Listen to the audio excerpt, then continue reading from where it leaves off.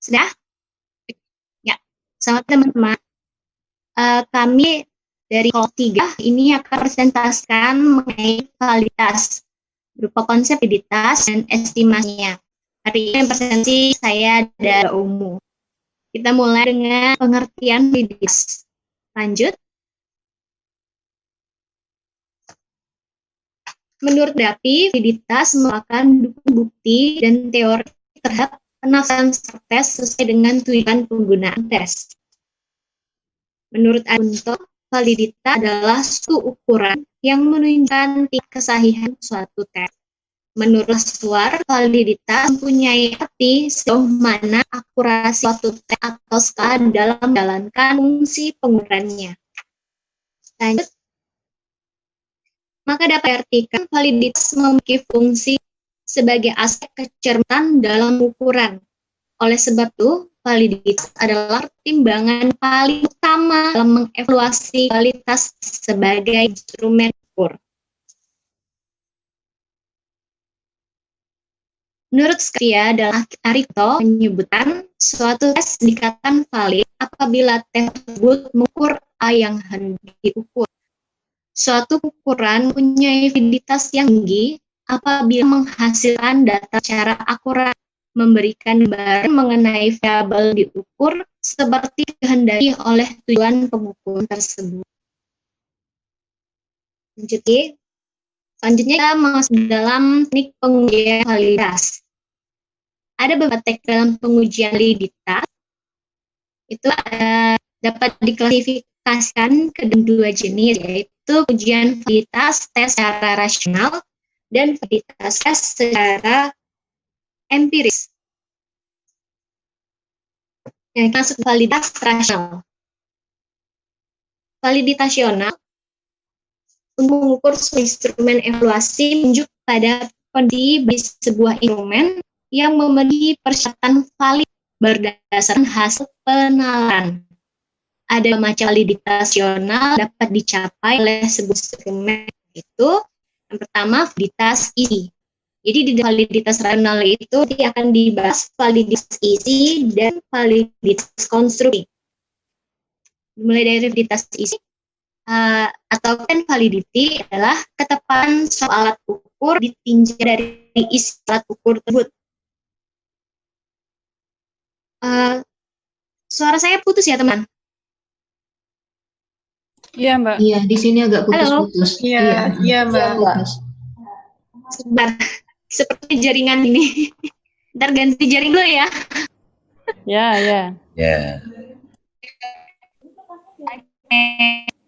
Nah,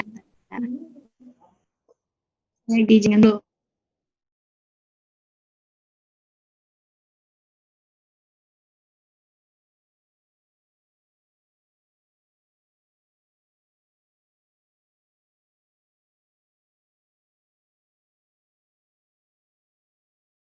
Katakan soal ukur dari isi al-ukur tersebut.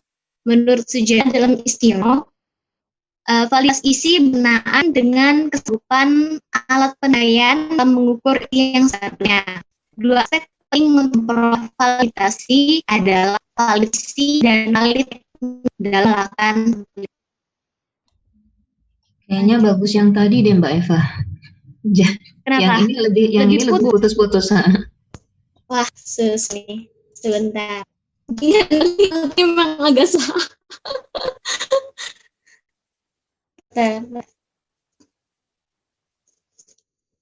Saya coba kalau nggak putus-putus.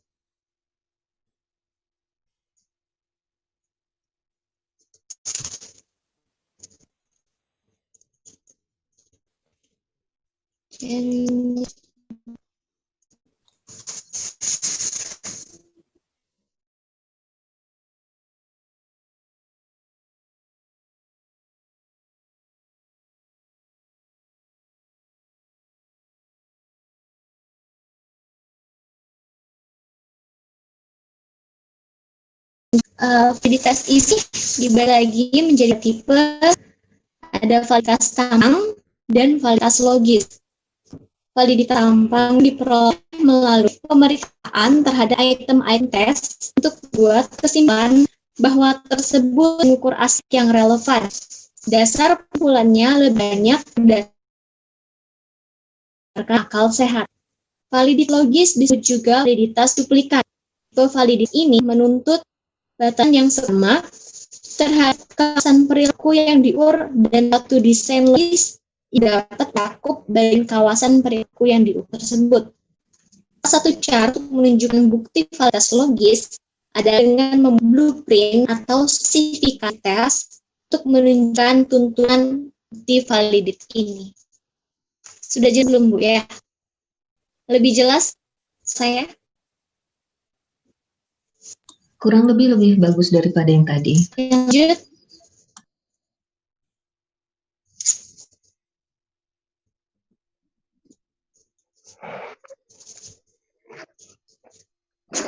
Selanjutnya masih dalam validitasional, yaitu validitas konstruktif.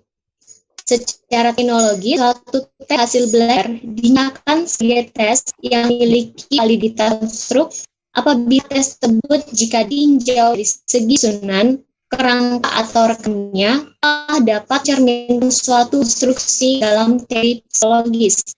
Validitas konstruksi dapat dikatakan sebagai kesesuaian materi dalam alat evaluasi itu dan tujuan evaluasi yang bersangkutan.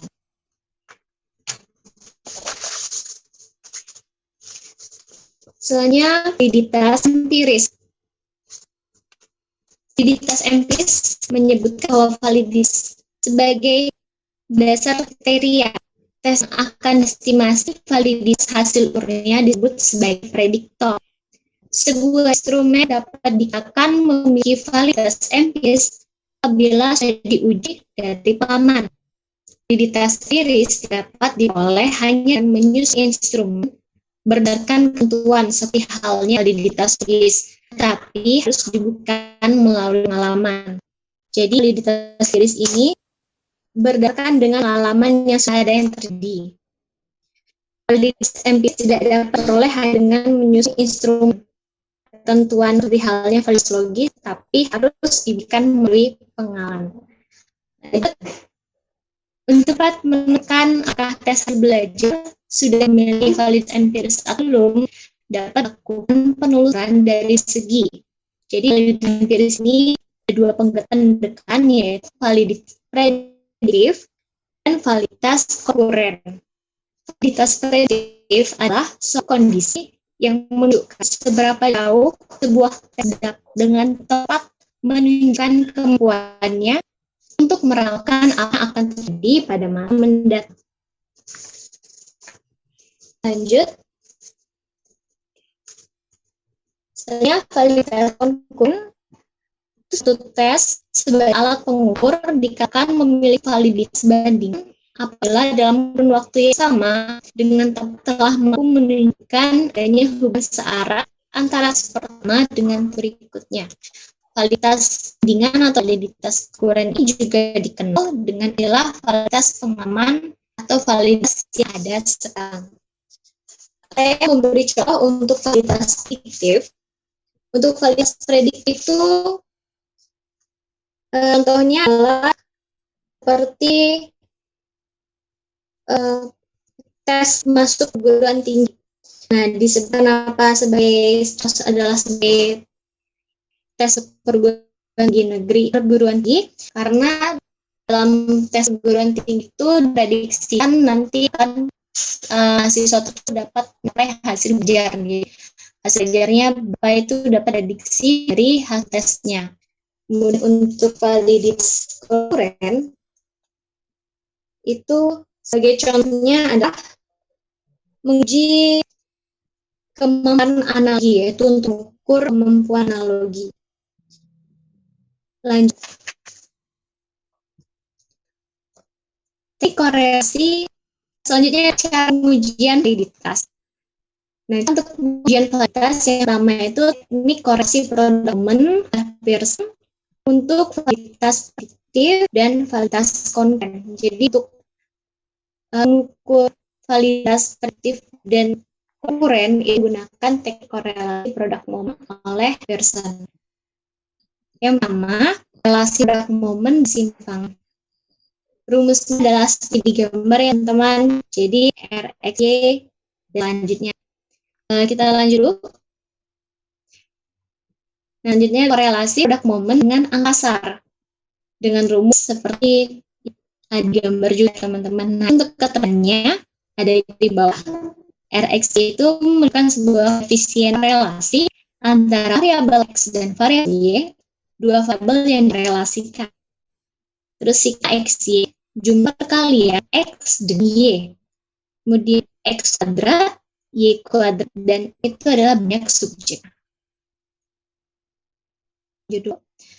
Untuk menghasilkan nilai korelasi seperti yang ada di gambar tadi, maka dapat cara yang dapat digunakan, yaitu yang pertama mencocokkan nilai koefisien korelasi hasil perhitungan dengan kriteria korelasi, dan yang kedua mengonsultasi nilai koefisien korelasi tabel nilai kritis R per momen.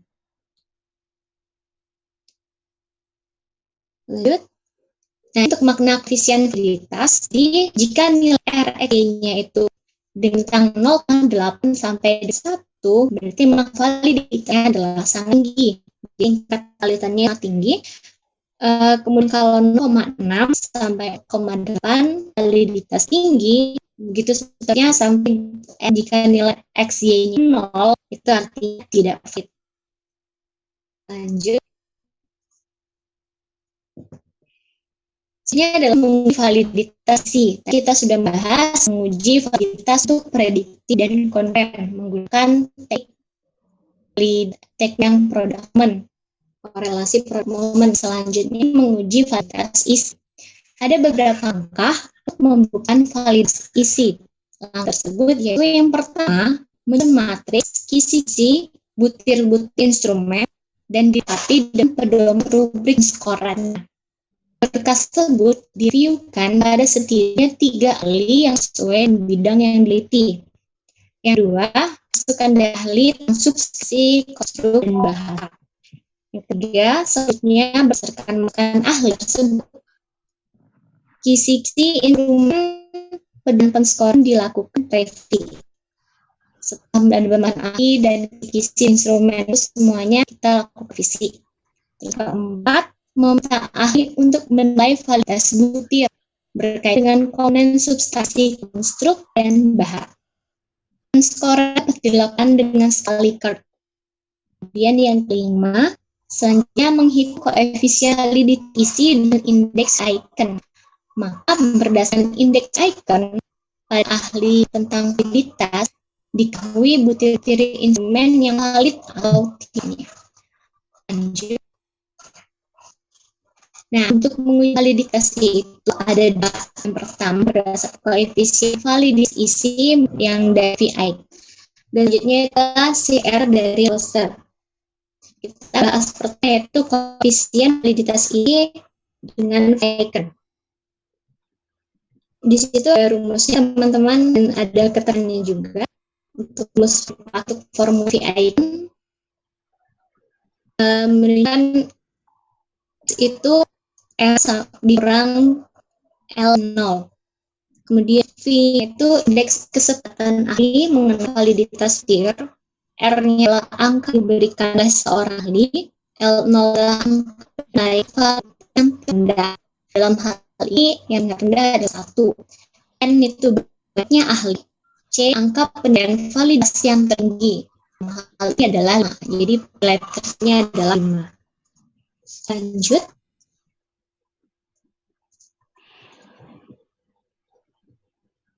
Ya, ini adalah contoh menghitung Vikan di bukunya Prof. Istio. Situ ada nomor butir 1-5. Ahlinya ada 3, karena memang tadi kan untuk validitas isi minimal ahlinya 3. Dan selanjutnya itu sampai V-nya juga. Jika nilai V tersebut kurang dari 0,4, maka dikatakan validitasnya rendah. Di antara 0,4 sampai 0,8 dikatakan validitasnya sedang atau mediocre. Dan jika lebih dari 0,8 dikatakan tinggi. Berdasar tabel 2, tabel D, cara contoh menghitung V-akan ini. Dan disimpulkan bahwa butir pada nomor 3, butir 3 dan butir 5 memiliki validitas sedang.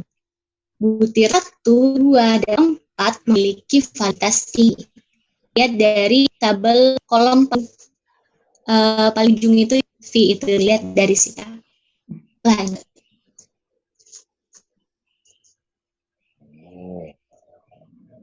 Selanjutnya rasio validitas I.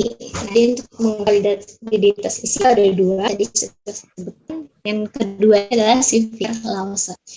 Formulanya adalah seperti yang terlihat di gambar.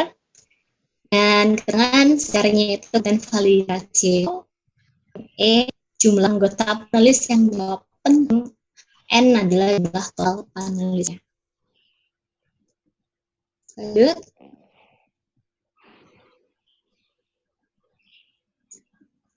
Ini untuk contoh perhitungan validitas dengan formula Lawes. Jadi bukunya Istio juga. Ini ada di dalam itu bukan instrumen, terus SRL-nya penting, ada esensial atau tidak esensial atau diperlukan. Kemudian S-nya itu adalah statement expert. Kemudian nilai savernya. Dan itu keterangannya di bawah nilai CVR lebih dari 0,3 niat baik berjuang ada 8 item. Jadi ada 8 item instrumen yang katakan baik. Dan nilai CVR yang katakan baik selanjutnya digunakan untuk menghitung nilai CI.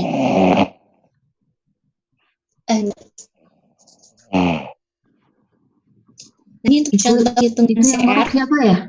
Yang pertama itu contohnya yang ras E sama 6, N8, dan di bawah itu contoh perhitungan CVI.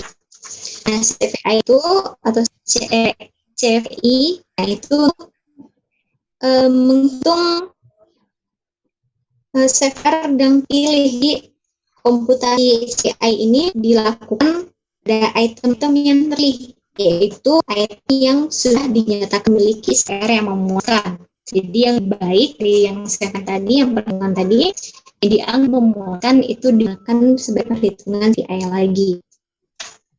CV itu rata-rata dari CVR semua item. CVI atau validity index. Lanjut.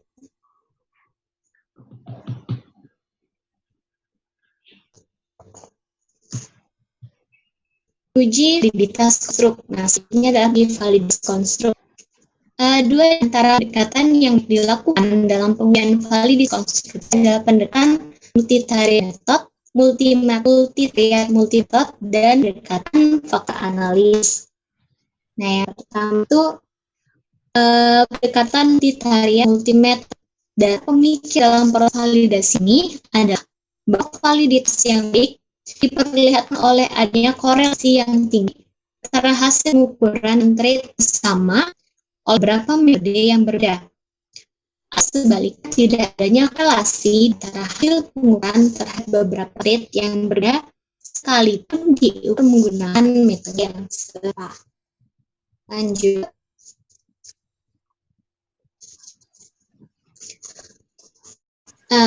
Setelah dari kan untuk validitas konstruk itu ada dua.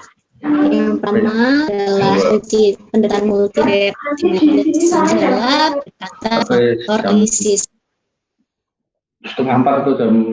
Saya minta uangnya kalau sore. Pendekatan faktor analisis adalah metode statistik biasa dipergunakan dalam pengembangan alat ukur untuk menganalisis di antara banyak sekali variabel. Faktor adalah kombinasi item test yang begini sebagai suatu bulan. Nah, ini matriks kajian korelasi antara tes yang melihatkan dua faktor. Oh ya, ya apa-apa. Nanti saya tulis di belakang. Jadi untuk pendekatan faktor analisis itu ada dua. Baru dikirim dan dua prosedur yaitu exploratory analysis dan confirmatory analisis. Ini adalah salah satu contoh untuk matriks koefisien korelasi antara 4 yang memperlihatkan dua faktor tersebut. Lanjut.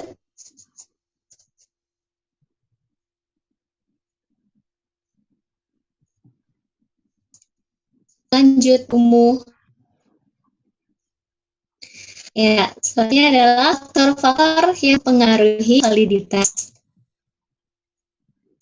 Faktor-faktor yang mempengaruhi validitas menurut Ronlan dalam Arifin mengemukakan ada 3 faktor yang mempengaruhi validitas hasil tes. Yang pertama adalah faktor instrumen evaluasi, 2 faktor administrasi evaluasi dan skor. Yang ketiga adalah faktor jawaban peserta didik. Nah, yang jadi faktor instrumen evaluasi itu yang pertama tuh jika instrumen evaluasi kurang baik maka dapat akibat hasil evaluasi menjadi kurang baik juga. Begitu mengembangkan instrumen evaluasi, seorang evaluator harus memperhatikan hal-hal yang mempengaruhi validitas instrumen dan berkaitan dengan prosedur penyusunan instrumen seperti silabus, isi soal, petunjuk mengerjakan soal, dan pengisian lembar waban, dan seterusnya. Nah, untuk faktor administrasi evaluasi dan skor ini makanya adalah seperti ada misalnya jadi penyimpangan atau kekeliruan dalam administrasi dan skoran seperti alokasi waktu untuk pengerjaan soal yang tidak proporsional, memberikan bantuan kepada peserta didik dengan berbagai cara, peserta didik saling mengetik ujian. Nah, adalah faktor yang fokus administrasi dari evaluasi dan skornya. Kemudian ketiga itu untuk faktor dari jawaban peserta didik, karena biasanya tiap yang menjawab secara cepat tetapi tidak tepat. Kemudian yang keinginan menggunakan gaya bahasa tertentu dalam soal uraian, itu yang membuat faktor dalam mempengaruhi validitas hasil tes. Lanjut. Kesimpulannya, validitas itu mempunyai arti sejauh mana akuisisi siswa tes atau skala dalam menjalankan fungsi pengukurnya. Dapat diartikan, validitas memiliki fungsi sebagai aspek cermat dalam pengukuran. Sebab itu, validitas adalah pertimbangan yang paling utama dalam evaluasi kualitas sebagai instrumen ukur. Pengujian validitas tes secara rasional dilakukan penelusuran dari 2 segi, yaitu segi isinya dan dari segi susunan konstruksinya. Sedangkan ujian validitas tes secara empiris dapat dilakukan penelusuran 2 segi juga, yaitu dan ketepatan presinya dan daya ketepatan bandingannya konkuren tadi. Cara pengujian validitas dapat dilakukan dengan teknik korelasi produk momen untuk validitas prediktif dan validitas konkuren. Jadi untuk pendekatan validitas yang prediktif dan validitas konkuren menggunakan teknik korelasi produk momen dari pesan. Kemudian untuk menguji validitas menggunakan VIN dan VR-Lause, yang formula yang sudah saya jelaskan. Kemudian untuk menguji validitas konstruksi dengan pendekatan kriterian ultimate dan analisis faktor. Menurut Ronlan dalam Arifin mengemukakan ada 3 yang mempengaruhi validitas hasil tes, yaitu faktor instan evaluasi, faktor administrasi evaluasi dan pengeluaran, dan faktor dari jawaban tadi. Ya, sekian dan makasih. Begitu presentasi dari kami, dari saya dan Mbak Umu. Selanjutnya kami memberikan kesempatan untuk utama. Ya, sebelumnya selamat pagi, Prof. Edi. Ya. Terima kasih sudah bergabung. Ini kelompok berapa ini? Kelompok berapa? Yang ada masukan dulu. Ya, kelompok berikutnya memberi masukan. Oke, baik. Bismillahirrahmanirrahim. Assalamualaikum warahmatullahi wabarakatuh. Selamat pagi, salam sejahtera.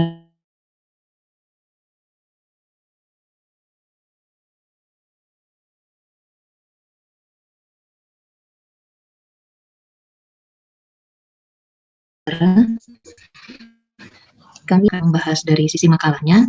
Nanti untuk PPT dan presentasi akan dibahas oleh Mbak Ilma, dan mungkin pertanyaan akan diberikan oleh Mas Dar.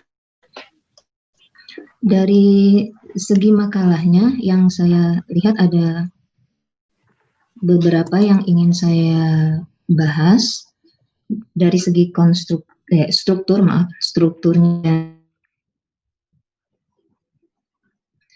Kalau dari segi struktur saya rasa sudah memadai ya, sesuai dengan aturan normal yang biasa diterapkan di UNY, dengan struktur yang bisa kita lihat di daftar isi dan relatif lengkap saya rasa.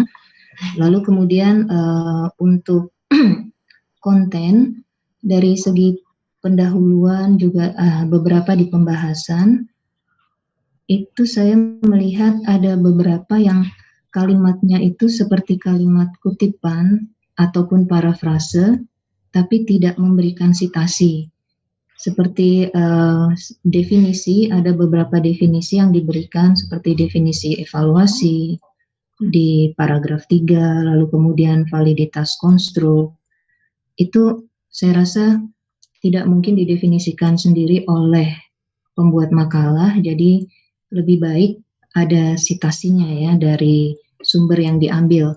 Karena walaupun itu parafrase, di mana kita tidak mengutip langsung, tetap ide pemikirannya bukan ide pemikiran kita sendiri. Lalu untuk definisi yang diberikan di bagian pembahasan itu kan ada 1, 2, 3, ada dari Mardapi, ada dari Ari Kunto, dan dari Aswar. Semuanya adalah definisi. Dan menurut saya ada baiknya ketika definisi itu disimpulkan menggunakan bahasa pembuat makalah sendiri untuk menggabung 3 definisi yang dipakai tadi. Jadi saya di sini tidak melihat secara kesimpulan berarti validitas itu apa sih? Karena Mardapi mengatakan validitas itu bukti dan teori, lalu kemudian Ari Kunto ukuran, lalu Aswar sejauh mana akurasi skala tes. Menurut saya sebaiknya digabungkan menjadi satu, diambil poin-poin pentingnya sebagaimana yang telah dikutip untuk membentuk definisi validasi secara praktis menurut pembuat makalah. Lalu kemudian maaf kalau saya mungkin agak sedikit detail di sini ya. Di kalimat 4 ada di halaman 5 kalimat 4 itu ada kata yang saya bingung ini nyambungnya kemana. Jadi di baris 1, 2, 3, 4 itu di situ ada validitas isi merupakan validitas sampai judgment ya, expert judgment penilaian ahli, lalu validitas sekumpulan item yang memadai dan mewakili yang mengungkap konsep. Ini saya bingung, kalimat ini sepertinya belum selesai. Maksudnya bagaimana? Jadi saya rasa membutuhkan validitas kumpulan item memadai mewakili yang mengungkap konsep. Kenapa nih? Oke, jadi saya rasa ada kalimat yang belum selesai dan mungkin membuat pembaca agak miss gitu ya. Lalu kemudian ada ketidakkonsistenan dalam penggunaan kosakata. Seperti ada menggunakan item, ada menggunakan butir.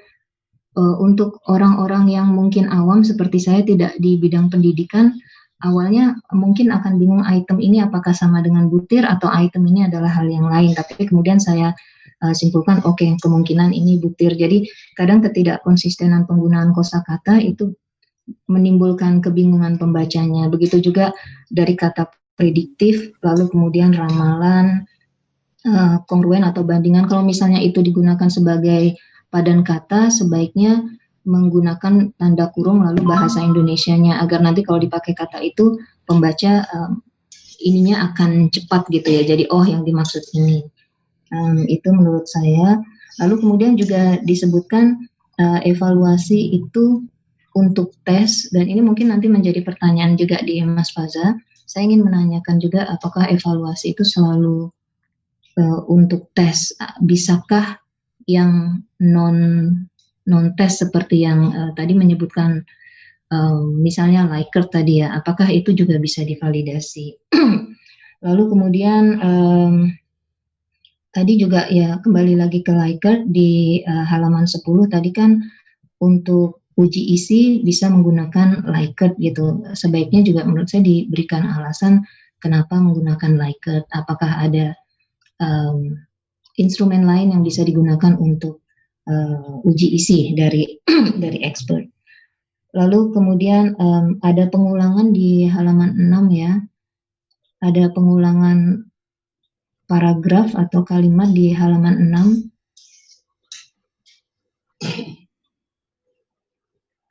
6. Tapi kok saya sebentar. Oh, maaf, di halaman 11, maaf. Ada pengulangan di halaman 11.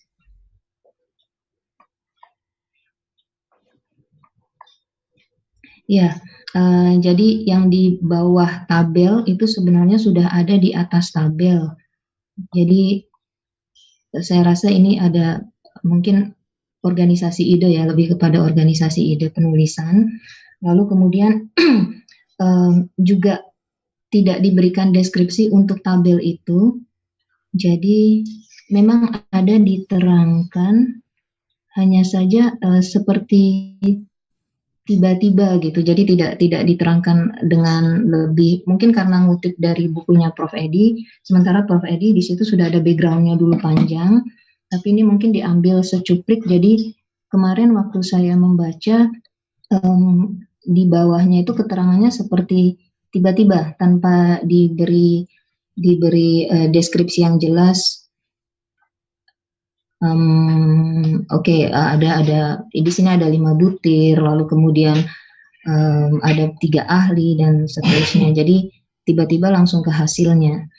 Lalu kemudian kata mediocre itu mungkin maksudnya mediocre kali ya. Jadi penggunaan bahasa Inggris juga saya rasa saya soroti di sini karena ada kata mediocre yang ditulis mediocre, lalu kemudian multitariat, apakah yang dimaksud multitrade? Karena saya googling itu tidak ada kata multitariat, adanya multitrade, multimethod gitu ya. Jadi mungkin ini typo ya menurut saya. Jadi itu masuk ke bagian bahasa. Lalu kemudian juga dari bahasa Indonesia penyekoran, ada penskoran juga. Jadi inkonsistensi di sini saya lihat ada penyekoran dan ada penskoran. Jadi saya tidak tahu apakah penyekoran adalah bahasa yang baku atau mungkin bisa diganti dengan pemberian skor, itu dari segi bahasa. Lalu kemudian juga kata SME di halaman 13. Kembali lagi untuk beberapa orang singkatan itu kadang menimbulkan definisi yang lain. Di bidang saya, di bidang ekonomi, kebetulan SME bisa berarti small medium enterprise. Jadi ketika saya cari-cari, oke, maksudnya ini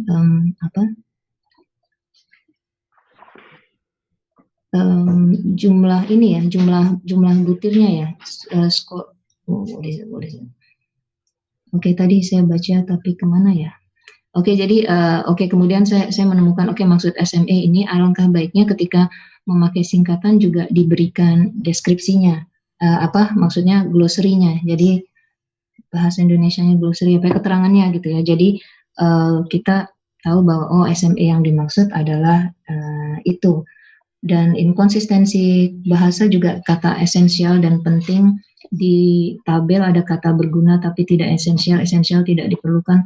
Sementara di deskripsi memakai kata penting. Jadi kadang apakah yang dimaksud setara itu pembaca harus kembali lagi ke atas. Jadi membacanya menjadi agak kurang mulus.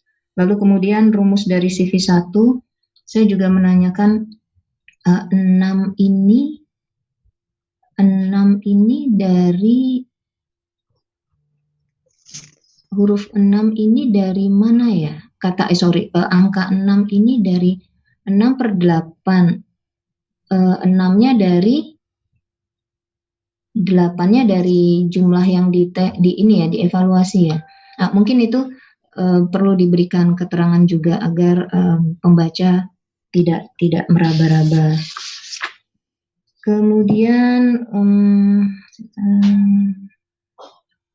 ada juga untuk penulisan Oh ya, halaman 17 ada kata ideal. Kenapa ideal? Mungkin bisa dijelaskan juga di halaman 17.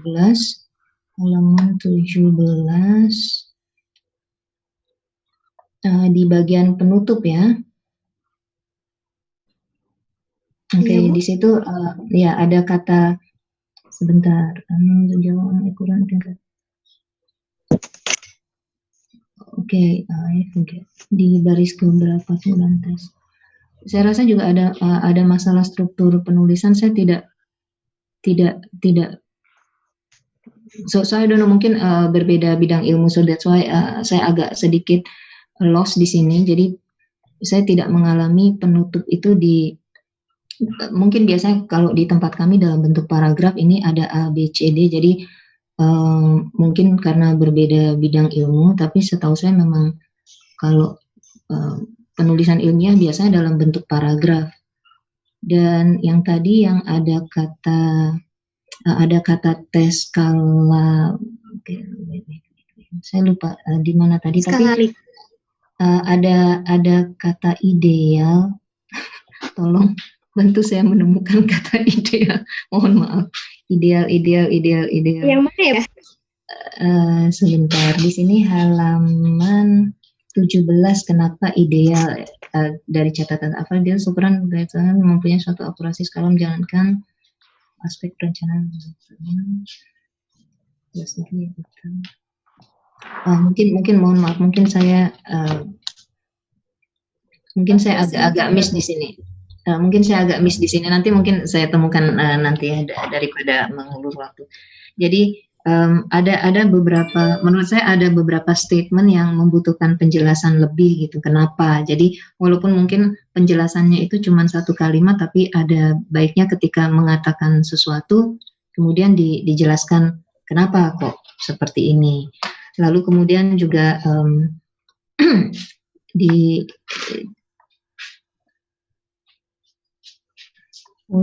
saya yang salah ini, maaf.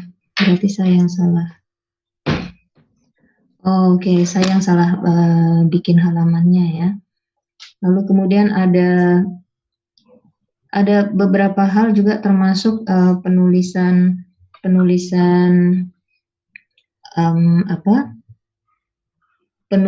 daftar pustaka.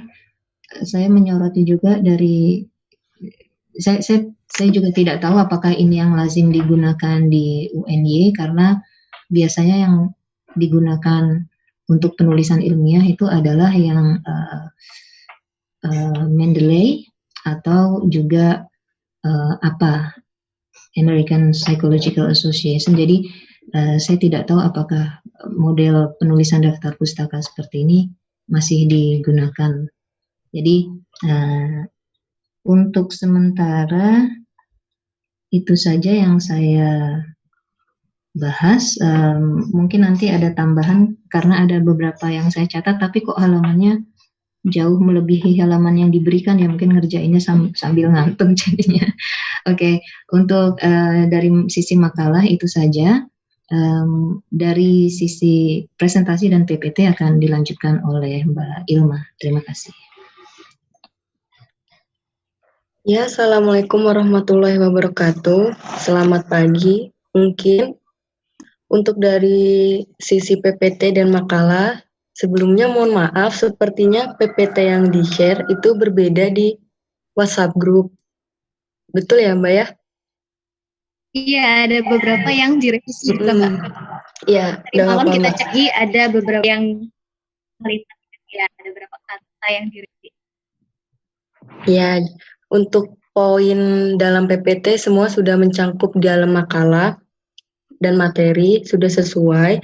Lalu mungkin untuk saya pribadi, alangkah baiknya teknik perhitungan itu bisa diaplikasikan langsung di Excel atau di SPSS. Jadi kita juga bisa belajar bareng cara menghitung validitas. Semisal salah satu faktor validitas itu salah satunya ada jawaban responden. Semisal jawaban responden itu terlalu homogen atau terlalu heterogen, apakah mempengaruhi? Nah, mungkin kalau misalkan dicontohkan secara langsung itu mungkin kita bisa jadi belajar bareng-bareng. Semisal perhitungan validitas isi dengan menggunakan CVR. Nah, mungkin itu dari saya. Jadi bisa ditambahkan pengaplikasiannya langsung dalam Excel atau SPSS. Terima kasih. Itu dari saya. Ya, terima kasih.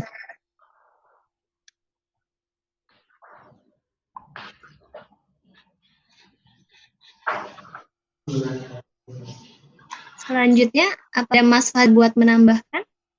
Oh iya, sebentar, mohon maaf Mas Fazet, mau nanya lagi Mbak yang di bagian terakhir saran itu ada kata validitas data. Apakah di sini validitas data itu sama dengan validitas tes ya? Yang dimaksudkan apakah sama? Itu aja, terima kasih. Ya, saran ya. Apa saya jawab atau Mas Faza dulu ya? Mas Faza dulu ya. Silakan Mas Faza. Ya, terima kasih. Tadi sudah banyak dari Mbak Ita dan Mbak Ilma. Saya hanya sedikit bertanya. Dalam pengujian validitas isi, sini sudah dijelaskan langkah-langkahnya. Saya rasa itu sudah cukup cukup mewakili semua. Tapi yang ingin saya tanyakan adalah dalam kita menentukan kriteria ahli, atau sebenarnya ahli, dalam menentukan ahli apa yang harus kita lakukan, atau kriteria apa yang bahwa orang tersebut dinamakan ahli dan berapa jumlahnya. Kemudian dalam konteks kita S2 atau dalam tesis nanti, dalam kita melakukan validitas isi, apakah dosen pembimbing itu bisa dikatakan sebagai expert dalam kita nanti menguji validitas isi.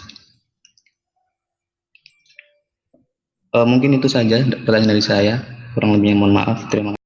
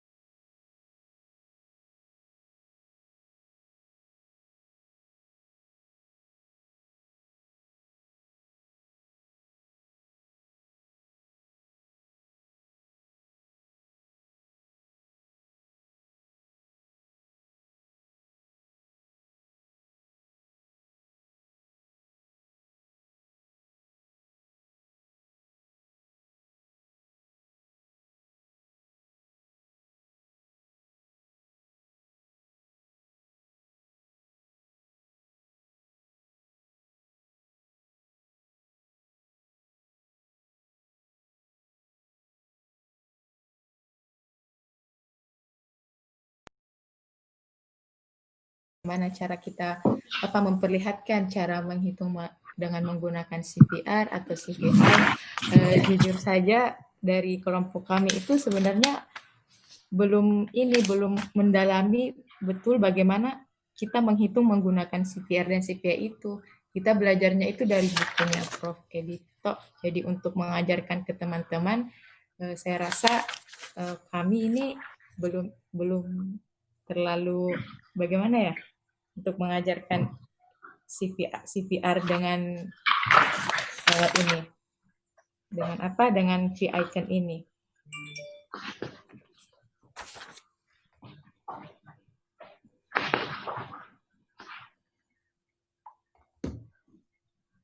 Kemudian dari saran dari Ibu Ita ya tentang yang ada di saran itu, validitas data, maksud kami di situ validitas data berupa ini Bu, berupa tes atau non tesnya, seperti itu Bu, maksud kami validitas data yang ada di situ. Oke, iya, jadi biasanya konsistensi penggunaan kosakata itu kadang-kadang menimbulkan persepsi yang berbeda. Iya betul Bu, ya terima kasih Bu sarannya. Kemudian apa lagi ya tadi? Dari Mas Zaya. dari Mas Fasa, kriteria ahli. Mengenai ujian validitas juga. Nah, tadi juga disebutkan ujian validitas dan hampir sama seperti sarannya Mbak Ilma. Nah, itu memang sudah disebutkan oleh Mbak U juga kami dari KOK sendiri masih belum ngerti untuk cara ujiannya dengan misalnya menggunakan SPS atau G-nya, karena kita sendiri belum pernah belajar, belum pernah diajari untuk hal itu, untuk pengujian menggunakan software seperti itu. Nah, untuk apa itu misalnya pendapat ahli, jadi beranggota ahli dan sebagainya. Nah, itu juga mungkin kita sendiri masih belum paham, karena kita ingetin ya dari buku dulu bahwa di situ minimal harus ada 3 ahli seperti itu. Seperti itu Mas Faza. Nah, mungkin untuk tambahan mungkin Prof. Edi bisa menambahkan. Satu lagi pertanyaan Mbak Eva dan Mbak Ungu. Untuk Ya, uji validitas ini kan di pendahuluan dikatakan untuk yang berbentuk tes. Bisakah kira-kira diaplikasikan untuk yang berbentuk non-tes? Mungkinkah? Bisakah? ya, terima kasih ya untuk pertanyaannya. Untuk pengujian, kalau dari yang saya baca dan kita yakin juga dalam makalah ini, nah,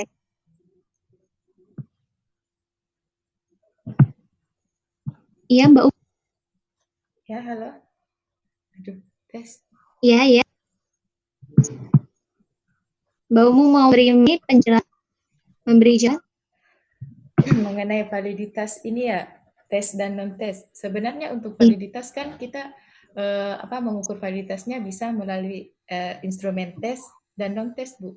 Kita bisa mengukur validitas di non-tes juga, setahu saya. Mohon dikoreksi jika salah.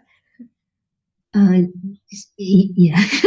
Jadi ini yang dibahas dari awal sampai akhir kan kebanyakan yang tes ya, Mbak ya. Iya. Karena butir-butir tes ya. Iya, yang dibahas makalah ini lebih banyak ada tesnya. Oke. Jadi non-tesnya tidak disinggung ya, setahu saya. Ya, kalau Validitas non-tes ya. Untuk non-tes itu, ya, untuk validitas non sepertinya lebih pada validitas virus tadi yang prediktif konkuren. Lebih mengarah ke arah itu, cuma sendiri masih paham Bu benar atau tidak. Ini mungkin dari yang membaca tadi barusan sepertinya mengarah ke pendekatan mungkin kurang tahu juga lah ini benar salah. Oke, siap.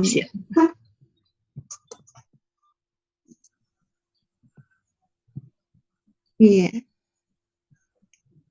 Oke, saya rasa untuk begitu Prof. dari ada kami. rekan catatan? Ya, Ibu. Putus-putus hanya Ibu Ita. Ya, saya rasa cukup dari kami sebagai pembahas utama. Silakan Prof. Edi dan teman-teman yang lain. Terima kasih. Baik. Siap, terima kasih Bu Ita. Terima kelompok 4 ya, kelompok 4. Ya, selanjutnya Prof. Edi ada memberi masukan. Lanjutkan dulu kelompok yang lain, peserta yang lain. Boleh saya bertanya Mbak Eva dan Mbak Umu? Oh ya, Bu Jumini ya. Oh ya, terima kasih. Untuk yang validitas yang dimaksud dalam bab ini itu kan, kalau sepenangkapan saya kan validitas instrumen ya, tidak secara khusus validitas suatu tes.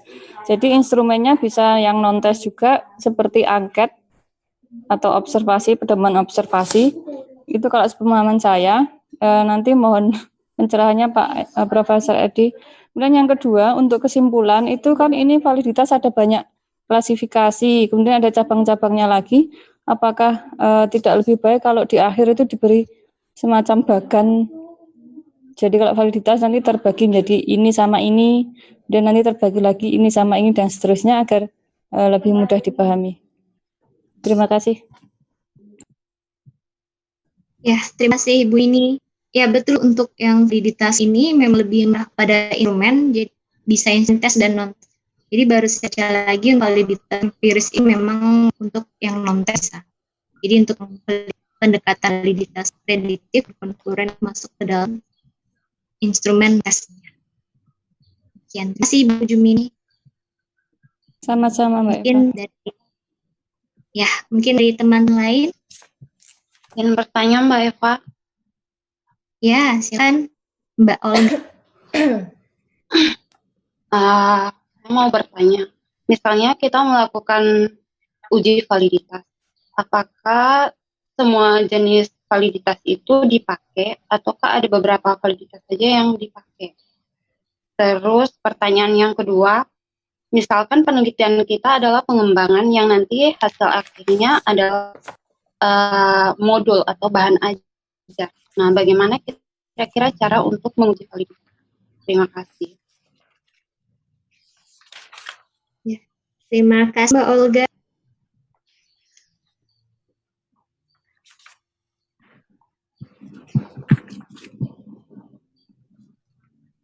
Oke, kita lanjut untuk pertanyaan selanjutnya.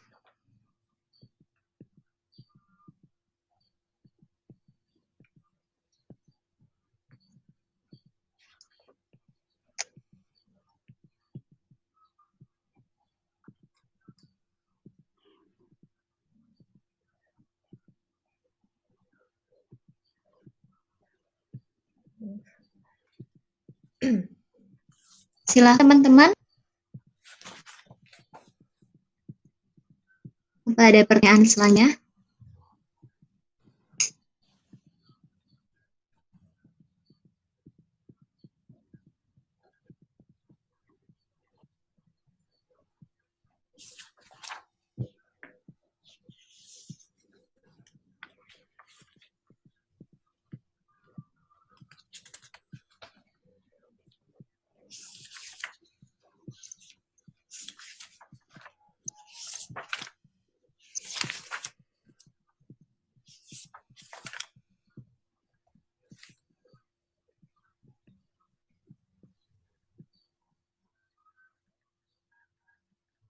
Ya, Mas Ahmad.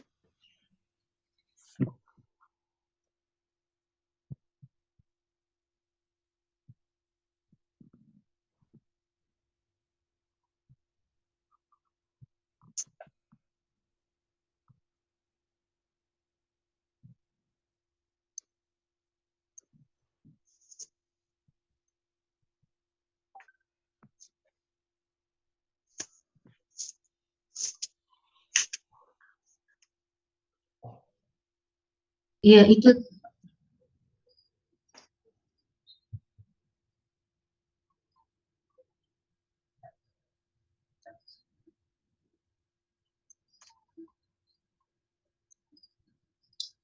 di ketiaknya tuh ada.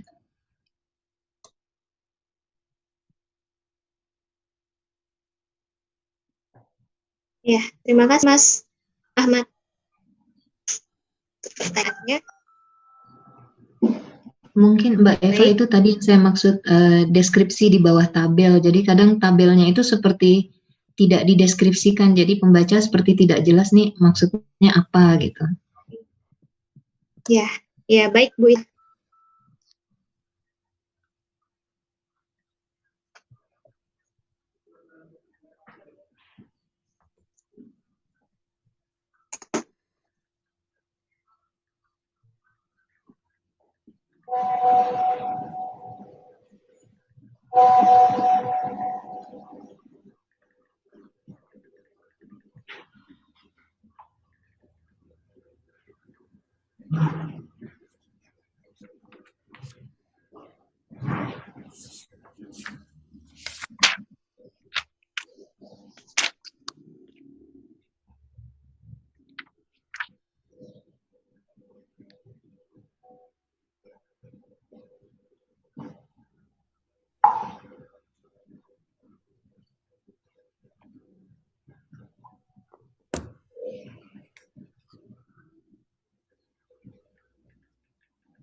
Oke, saya akan menjawab untuk pertanyaan Mas Ahmad tadi untuk yang di icon itu.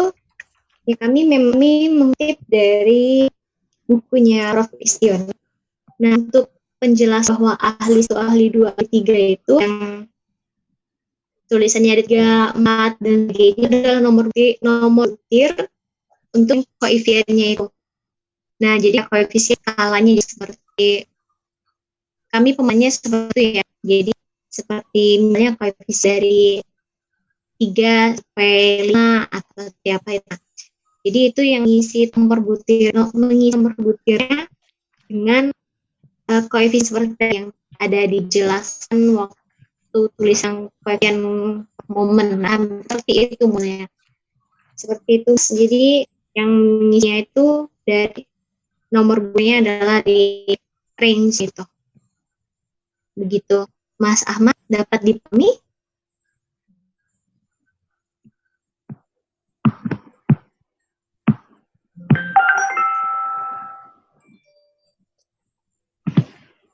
Halo Mas Ahmad.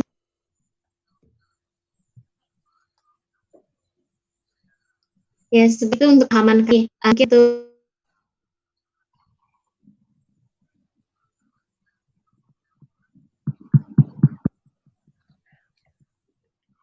Ya, kemudian dari pertanyaan Mbak Olga ya. Mbak Olga, pertanyaannya tadi apakah untuk melakukan uji validitas ini kita memakai semua teknik uji validitas ini, Mbak, gitu ya? Halo? Iya, Mbak Umu. Iya. Sepemahaman saya ya, kalau kita ingin melakukan uji validitas itu tergantung instrumen yang kita ingin ujikan, Mbak. Misalnya kemarin itu saya melakukan uji validitas instrumen tes hasil belajar. Jadi kepada validator itu yang diuji itu validitas isinya, validitas isinya, kemudian validitas validitas isinya yang terdiri dari validitas tampang dan logis itu, kemudian validitas konstruknya. Untuk validitas beda, menurut saya beda lagi kalau kita ingin menguji tes dari sebuah universitas misalnya, yang kita uji itu kan validitas prediktifnya seperti itu. Jadi tiap instrumen itu untuk menguji kevalidannya itu kita menggunakan teknik pengujian yang berbeda, Mbak. Seperti itu, tergantung instrumen yang ingin kita uji. Kemudian pertanyaan kedua itu kan tentang apa, Mbak? Modul ya dari pengembangan. Apa yang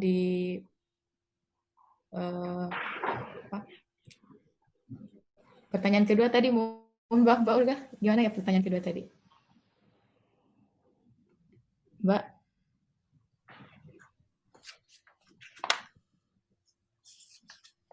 Mbak Olga. Pertanyaan keduanya itu gini, Mbak. Pengembang modul itu menggunakan untuk validitasnya menggunakan validitas apa? Seperti itu saya tangkap seperti itu. Ya, kalau untuk pengembangan modul itu yang kita uji validitasnya ya uji validitas isi juga, Mbak, uji validitas isi, kemudian uji validitas uji validitas konstruknya juga.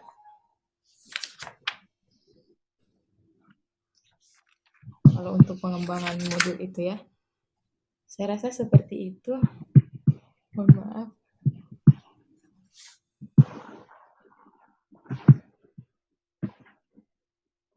Ya, Mbak Olga, sudah paham, Olga?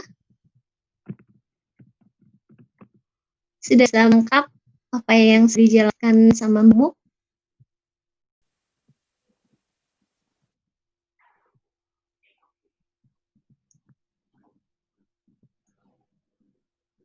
Mbak Olganya sepertinya terkeluar dari Zoom. Jadi juga ya udah apa? Kita lanjut untuk pertanyaan teman-teman. Saya mau nanya Mbak Umu dan Mbak Eva Iya. Sebentar, di lebih di makalahnya ya, di matriks validasi multi-trade,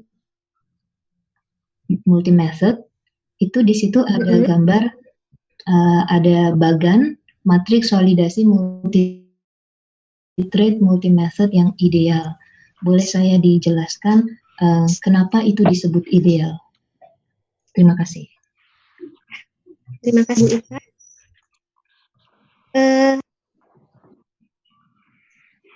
Oke, baik, Bang, saya untuk menjawab, Bu ya. Untuk yang benar di bukan multi-trade, dan ada multi-trade sepertinya ada salah ngetik tipe nih. Oke, nah jadi di situ dijelaskan ada matriks validasi multi-trade multi-method yang ideal. Nah, dari kan kita mengambil ibunya Pak Asar, reliabilitas dan validitas. Di dalam buku itu ada beberapa matriks yang digunakan. Yang pertama yang ideal, terus yang kedua itu matriks multi-skala dengan 2 metode, dan selanjutnya matriks multivariat multimetode dengan 2 metode juga. Ya, seperti itu. Jadi ada beberapa yang memang dijelaskan di dalam pendekatan multi-method itu. Nah, ini adalah ideal. Saya sendiri jujur, karena bagi saya yang nulis baik ini, saya sendiri masih memahami kenapa dikatakan ideal. Tapi ini lagi memahami itu sebagai contoh bahwa materi dari multi-method itu sebenarnya beberapa. Jadi ada yang ideal dan ada yang 2 skala dengan 2 metode. Seperti itu kalau yang saya baca ini di bukunya Pak Asar yang reliabilitas validitas. Jadi dapat katakan ideal maupun tidak itu di sini saya belum mendapatkan. Hanya di sini seperti juga memberikan buah contoh juga ini. Video di sini ya. Gitu, Bu. Oke, Mbak Eva, putus-putus. Oke. Ya, maaf, Bu, dari memang. Iya.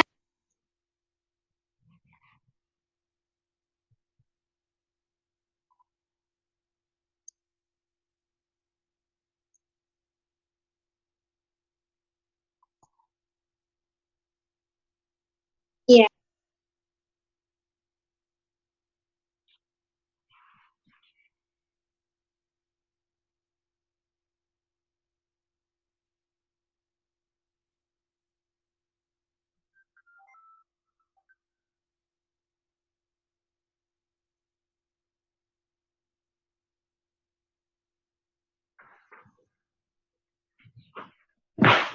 Iya, mohon maaf Mas, untuk perhitungan itu kita sendiri memang tidak ada memberi mencontohkan sebuah perhitungnya. Situ kita hanya ngikutin dari tulisnya PED yang 302 di tabnya itu kita mengutip dari itu, jadi untuk perhitungannya itu 0,89. Kalau kami hitung untuk sesuai formulanya sendiri memang ada menghitung itu. Ya mungkin nanti kita hit lagi untuk pengisian volume. Begitu Mas Ahmad, terima kasih.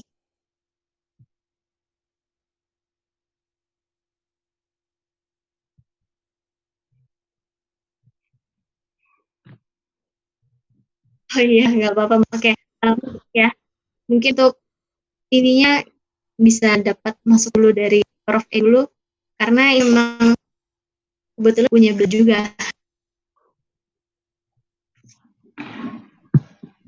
Gimana? Sudah selesai, Bu? Mas Syafi'i, tes. Ya, ini berdasarkan perhitungan Mas tadi kan formula ikan itu V sama dengan sigma S per N kc kurang 1. Sigma S-nya kan cocok 8, N-nya itu 3, C-nya itu Mas di sini 4, karena dilihat di tabel itu yang paling tinggi kan 4. C-nya itu angka penilaian validitas yang tertinggi 4, kita pakai 4 bukan 5. Ya, jadi hasilnya, oh iya Mas ya. Oh iya. Ya.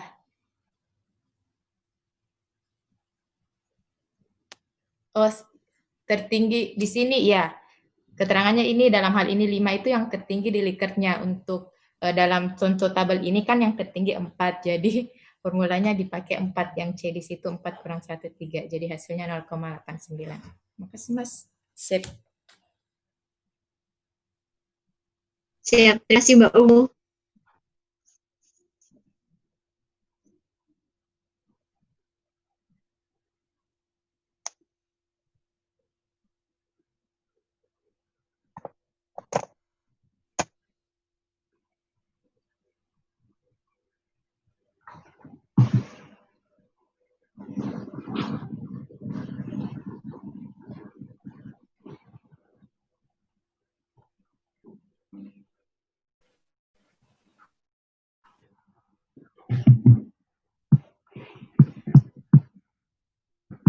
Silakan untuk Pak Edi memberi masukan atau tambahan.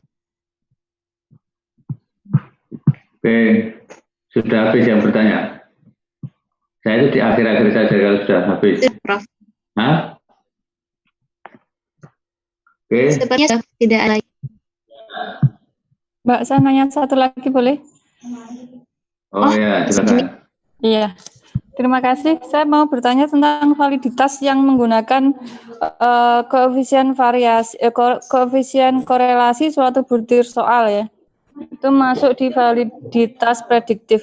Yang mau saya tanyakan untuk instrumen ini, untuk ketika kita menguji koefisien korelasi, itu sebaiknya dilakukan sebelum tes yang sesungguhnya atau tidak? Maksudnya kalau diuji coba ke sebelum tes yang sesungguhnya, berarti itu soalnya kita launching dulu untuk uji coba, kemudian kita pilihi korelasinya yang baik yang mana, yang kita pakai, kemudian yang rendah tidak kita pakai, ataukah itu cukup satu kali saja kita teskan ke siswa secara langsung, kemudian nanti kita pilihi yang korelasinya rendah kita buang, yang tinggi kita pakai. Jadi yang lebih baik melalui uji coba dulu atau langsung seperti itu. Terima kasih.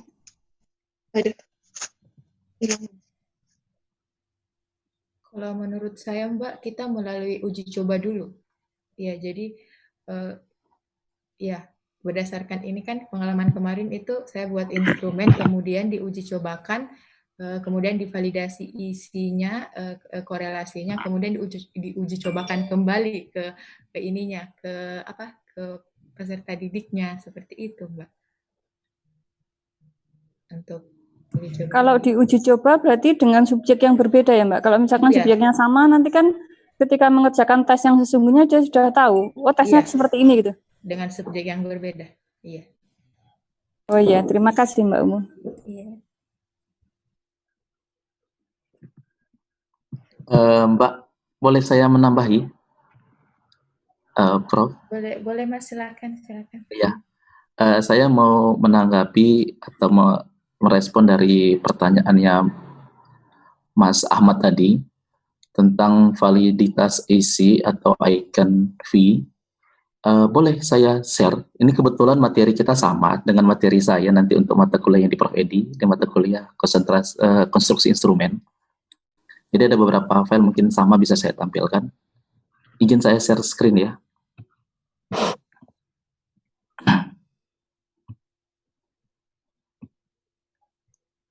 Sudah tampil teman-teman? Sudah Kang. Sudah, tapi ya? Cuma separuh Mas. Iya, ini mau saya besarkan juga tampilannya. Oke. Ini kebetulan materi saya sama dengan dengan mata kuliahnya Prof Edi nanti di konstruksi instrumen tentang syarat instrumen yang baik.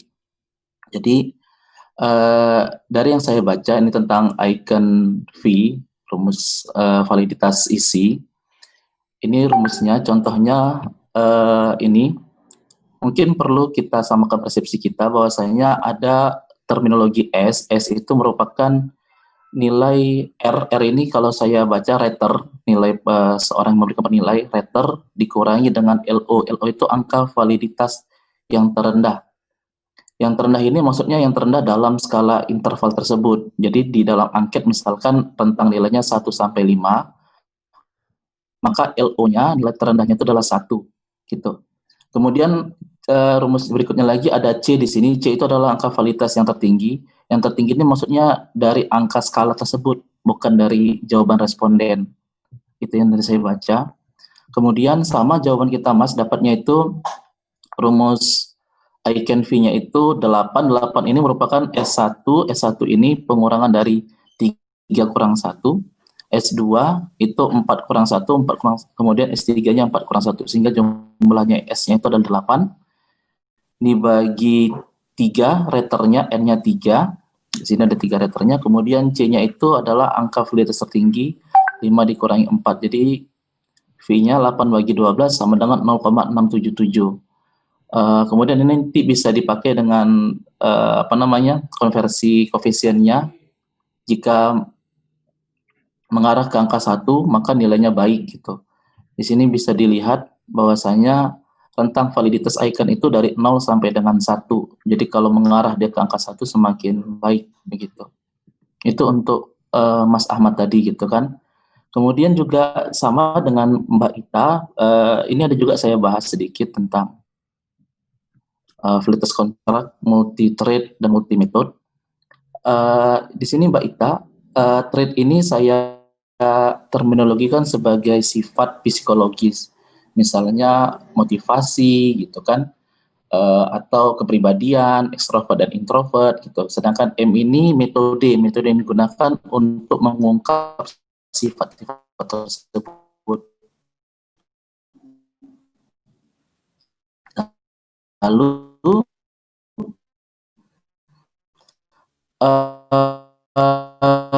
ini bisa lihat di bukunya, saya menggunakan buku itu Ian. A ini atau huruf ini menyatakan trait-nya atau sifatnya yang ingin kita ungkap.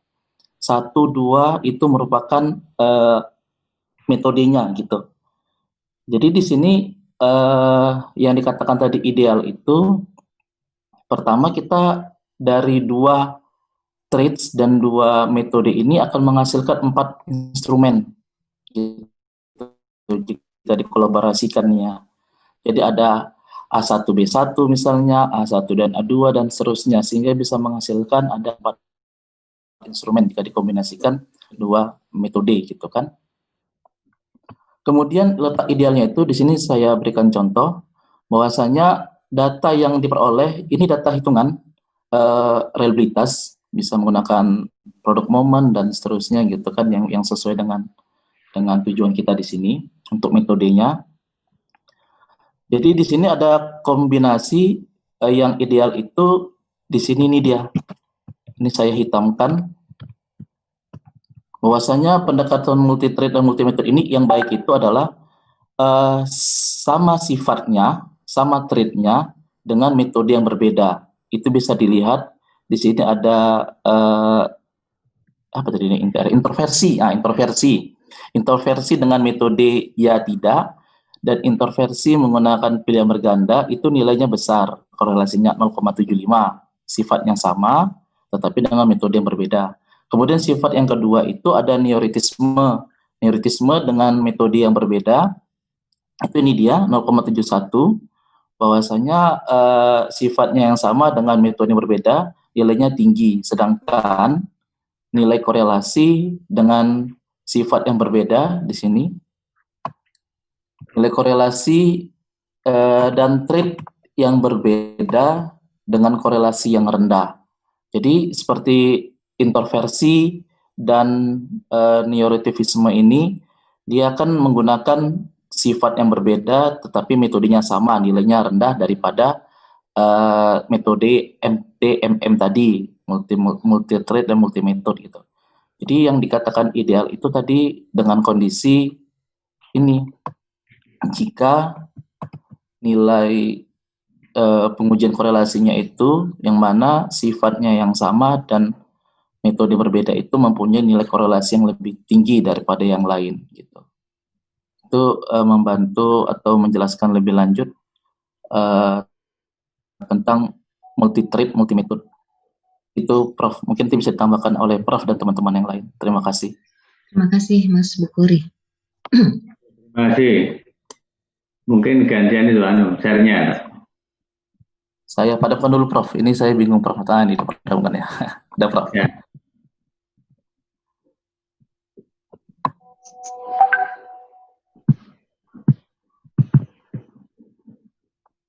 Sudah kelihatan ya? Sudah Prof. Ya, jadi ini pertama bahwa untuk mencari validitas itu membuktikan ya, validitas itu tidak diuji tapi dibuktikan. Membuktikan validitas itu ada secara teoritis dan empiris. Teoritis itu yang tadi validitas isi dari ahli itu teoritis itu. Nah, validitas empiris itu validitas yang diperoleh setelah dicoba. Setelah dicoba maka diperoleh validitas empiris. Bisa validitas kriteria, karena semacam-macam validitas tadi yang sudah disampaikan ya. Bisa yang konstruknya. Validitas konstruk itu bisa yang eksploratori dan konfirmatori.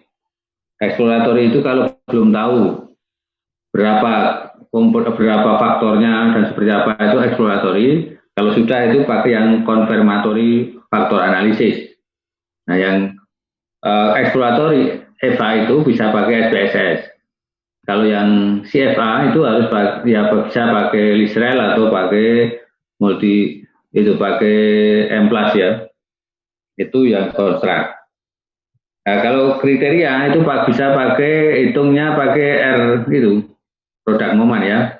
Tapi X-nya itu apa? X-nya kan mestinya dari instrumen yang dibuat, Y-nya dari instrumen standar. Karena banyak dari buku-buku itu mencari validitas itu dengan produk momen, tapi korelasi antara butir dan total, nah, itu yang keliru. X-nya butirnya, Y-nya total. Skor butir dikorelasikan dengan skor total itu bukan validasi, bukan validitas. Itu yang buku-buku yang lama sudah banyak itu dan sering dilakukan oleh mahasiswa-mahasiswa saat mencari validasi itu hanya korelasi item dan total itu yang keliru. Jadi mestinya pakai kriteria atau pakai yang lain. Itu yang berdasarkan itu. Nah, tadi ada SM itu apa itu adalah subject matter expert ya. Jadinya orang ahli itu, ahli yang memvalidasi itu kan subject matter ahli, expert itu, SM itu. Ahlinya siapa? Ahlinya ya orang yang ahli itu ya yang sehingga yang validasi itu siapa yang boleh, satu mestinya yang dokter dalam bidang itu, dokter penilaian, kalau fisika ya dokter penilaian fisika, atau ya dokter fisika, dokter pendidikan fisika, dokter itu misalnya ekonomi ya dokter ekonomi, dokter pendidikan ekonomi, dokter misalnya gitu, ahli pengukuran ekonomi misalnya, atau praktisi mungkin ya guru yang sudah lama mengajar itu ya, jadi mungkin sudah berpengalaman. Jika kalau pakai peer review sesama teman itu belum kompeten ya untuk menilai instrumen itu. Ya. Kemudian apa tadi? Nah ini sebelum itu maka ada format instrumen ini. Ini yang buku saya yang revisi itu sudah saya tampilkan, yang belum revisi belum ada ini, maka saya tambah ini. Saya lihat, oh ya kurang. Edisi kedua ini ya. Ini sudah ada revisi dari buku itu, yang pertama itu. Nah itu bisa pakai lembar ini. Lembar ini ya. Lembar ini. Nah ini nanti ngisi itu, nanti ini instrumen butir nomor, jadi dia ngisinya ini, materinya gimana, butir 1 sesuai indikator 2, ini dilihat centangnya nanti, ke bawah itu, nah, dia nanti centangnya berapa gitu, misalnya gitu, kasih skor 5 kalau centangnya mungkin 16-19, 4 skornya, centangnya misalnya 15-12, skornya 3 centangnya 18, Itu ya, sampai skornya 1 jika centangnya hanya 1 sampai 3 centang itu. Nah, ini baru dimasukkan di tabel yang berikutnya itu. Tabel ini nomor 1 berapa, nomor 2 berapa itu ya. Nah, nanti masuk ini tadi, akhirnya butir 1, ahli 1 berapa. Itu dari centang tadi baru jadi skor ini. Ya, jelas nggak? Lembar tadi centangnya berapa, diskor masing-masing butir. Baru ahli 1, nanti kan lembar berikutnya ahli nomor 2, lembar berikutnya ahli ketiga toh, sehingga ditampung di sini Mbak. Nah, menjadi ini. Jelas nggak? Jelas, Prof. Jelas ya? Nah gitu kira-kira. Iya. Ini ada di bukunya Profesor kah? Ya, hanya yang lama, buku baru, yang lama hanya tabel ini. Oh ya, baik. Yang buku baru itu saya tambahi, ada beberapa yang pengembangan instrumen juga saya lengkapi karena yang baru itu dulu kan edisi pertama itu masih kurang sip ya, sehingga saya edisi kedua ini yang sudah bagus, makanya saya silahkan beli yang S2 itu ya. Kalau mau, kalau tidak tidak maksa ini saya. Baik, Prof. Siap. Isinya terbatas itu, sehingga harus pesan lagi karena habis kayaknya cetaknya. Cetak berapa langsung habis itu ternyata. Nah, sebab kemudian saya lihat pakai ini ngitungnya mana itu, ini ya.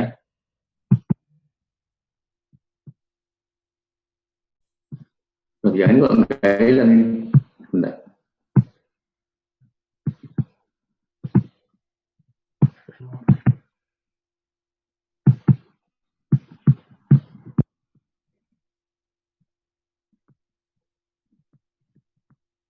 Nah ini yang tadi ya, hitungannya tadi itu. Penilai 1 skor 4, nah S-nya kan ketemu ini, penilai 2 skornya ini, nanti V-nya ketemu ini. Ini maksudnya bisa diganti-ganti. Kalau misalnya penilai 1 skornya 3, nah ini berubah ya. Skornya 2,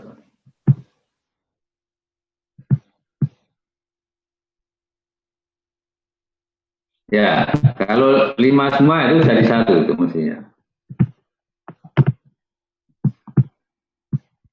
Skor 5, gimana itu? Untuk item 1, oh, enggak.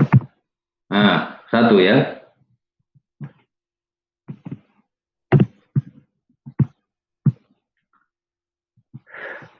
Jadi yang tadi itu, tabel itu kan. Yang icon tadi.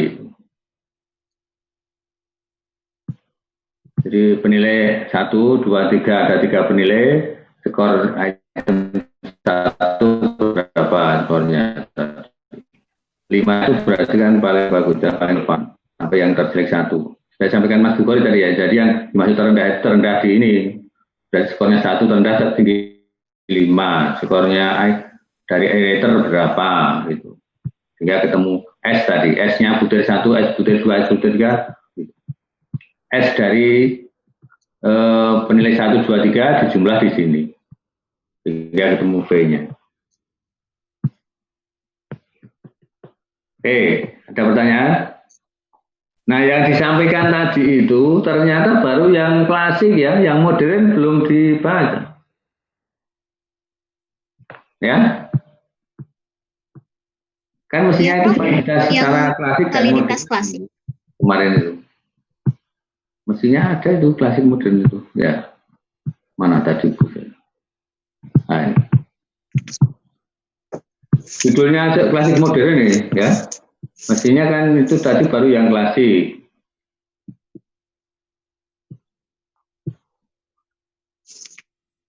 Iya. Ya mohon maaf Prof, soalnya kita menangkapnya ternyata ada yang harus membahas yang modern juga. Iya, ada yang modern. Ya? Iya dong. Mana? Bawah itu.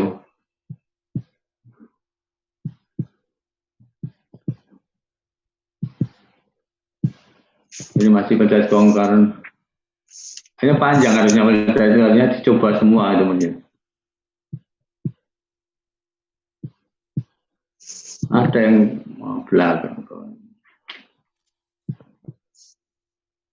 Nah ini, nanti mulai dari itu goodness of fit itu ya. Dari uji goodness ya, Prof. Ya. Dan kecocokannya fit terhadap model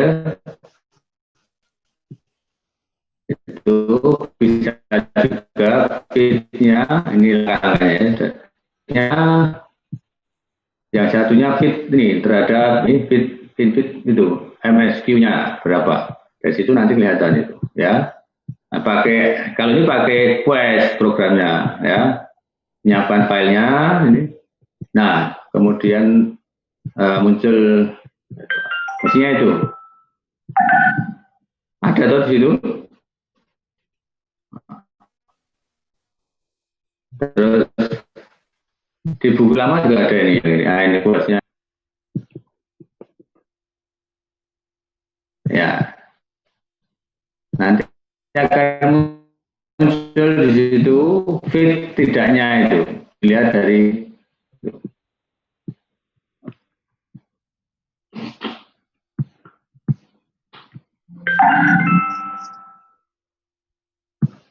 Oke, ada pertanyaan lagi?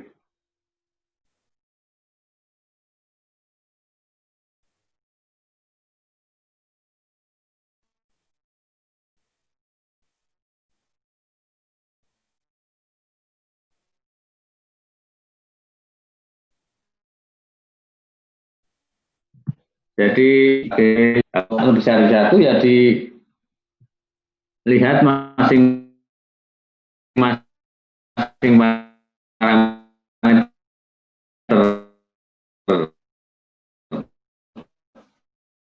Misalnya A-nya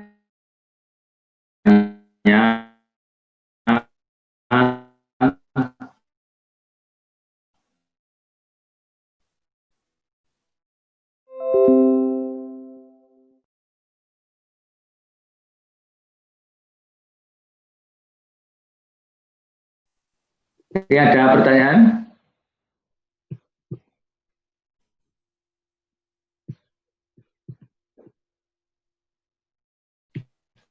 Jadi mungkin perlu belajar yang pakai Quest ya paling enggak itu.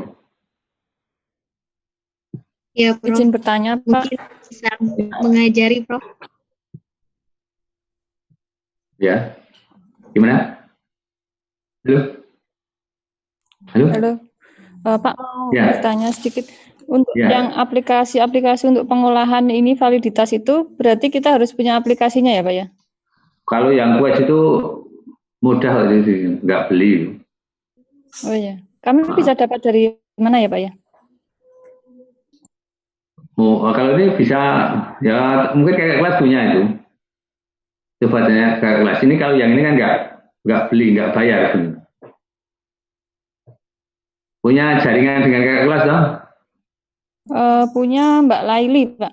Nah, coba tanya kayak kelas. Biasanya punya Quest, bisa Bylog, punya Pascal itu aja.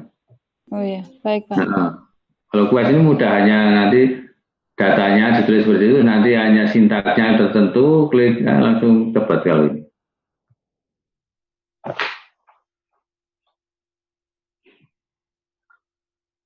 Ini contoh sintaknya untuk dikotomus, nanti untuk politomus. Itu ada di buku saya di sintak-sintaknya.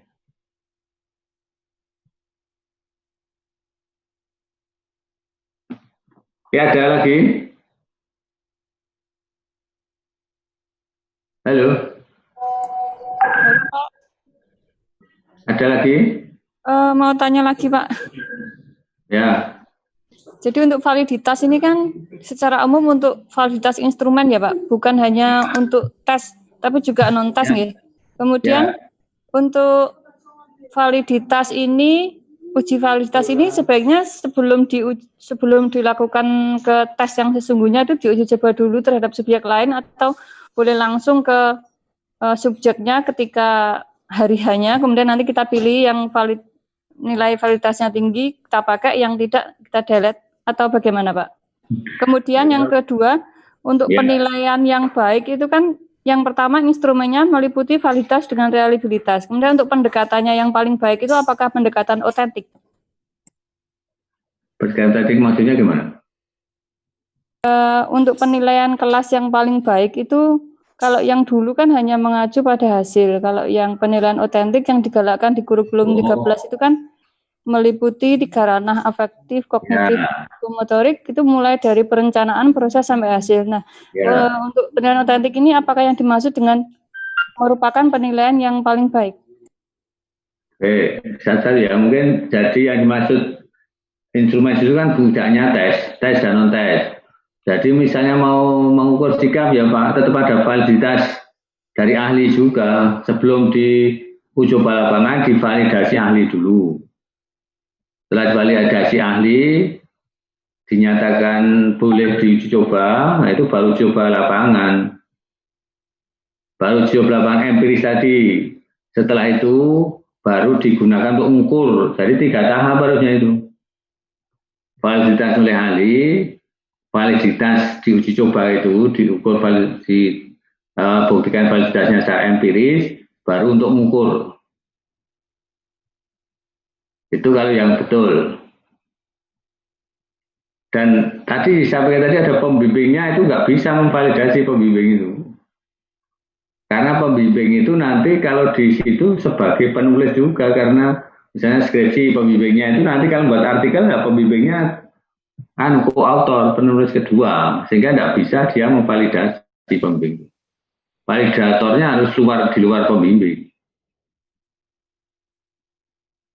Ya, terus ya kalau sebenarnya penelitian itu tidak ada yang paling sempurna ya, tapi kalau semakin banyak itu ya semakin baik.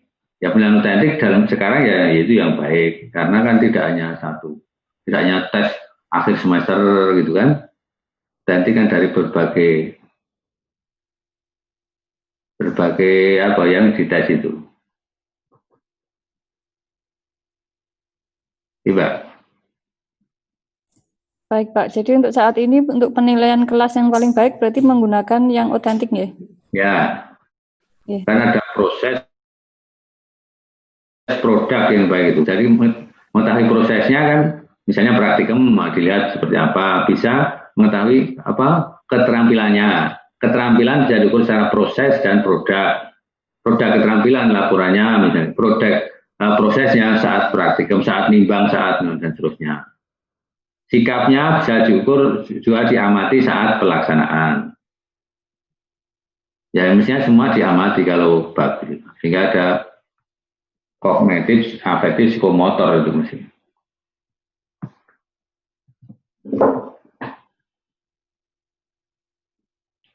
Gimana? Baik Pak, terima kasih. Ya. Ada lagi atau sudah? Waktunya kayaknya sudah melampaui kan ini. Ya. Oke, untuk berikutnya ini berarti nanti makalahnya direvisi ya, ditambah yang modern. Mestinya tadi itu dicoba, pakai software ya, pakai itu apa? Questnya, cara ngitungnya gitu. Misalnya yang tadi pakai ngitung validitas yang secara apa ya kriteria itu produk momennya ngitungnya itu artinya gitu ya. Jadi tidak hanya ditampilkan sejarahnya tapi mungkin dicoba di prosesnya ngitung itu mestinya. Karena mungkin kan tidak semua ini dari dari sains, mungkin ada yang dari PAI Pendidikan Agama Islam ya, mungkin ada yang dari sejarah atau apa ya. Itu jadi kan tidak biasa dengan hitung-hitungan angka dan seterusnya itu ya. Sehingga mungkin perlu presentasi itu menampilkan cara ngitung gitu ya, biar cara mencari itu. Biar lainnya ikut mencoba. Ya. Yang dari ekonomi tadi Mbak siapa itu? Saya Prof. Saya kerjanya di Fakultas Ekonomi tapi bidang saya linguistik. Oh, linguistik, tapi kerjanya di Fakultas Ekonomi mana, Mbak? Di UII, Prof.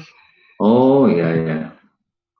Dari linguistik tapi dikerjakan di Fakultas Ekonomi. Berarti background-nya bukan pendidikan, Mbak? Bukan Pak, sama sekali, makanya saya buta. Buta bener sama ini. Ya. Prof Edi, mohon bertanya, minta izin bertanya.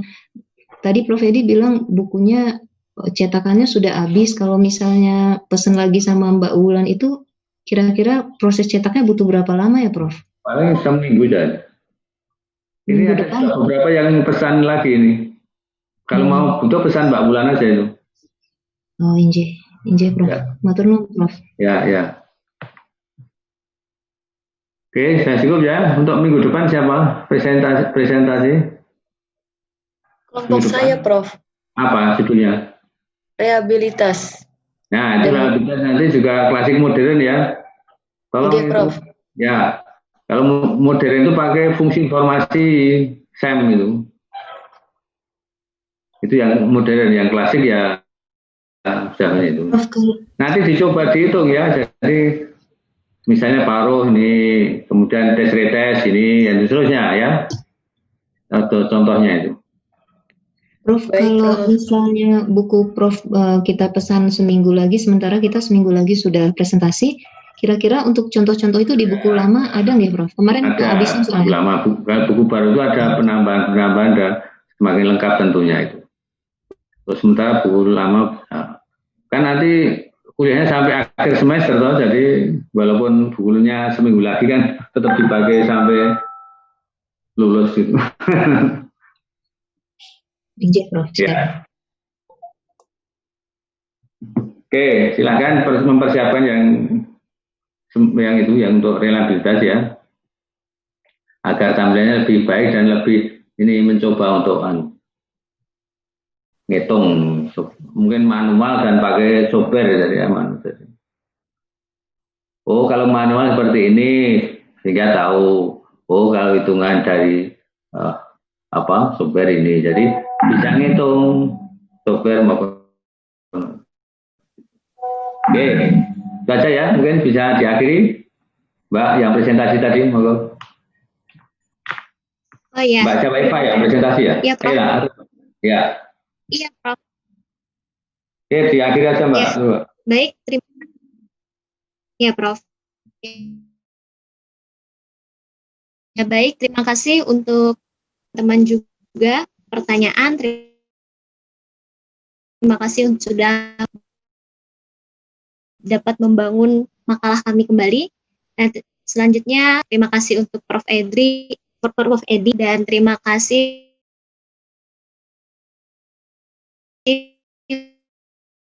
untuk teman-teman semua. Selamat pagi. Selamat pagi. Selamat pagi. Alhamdulillah.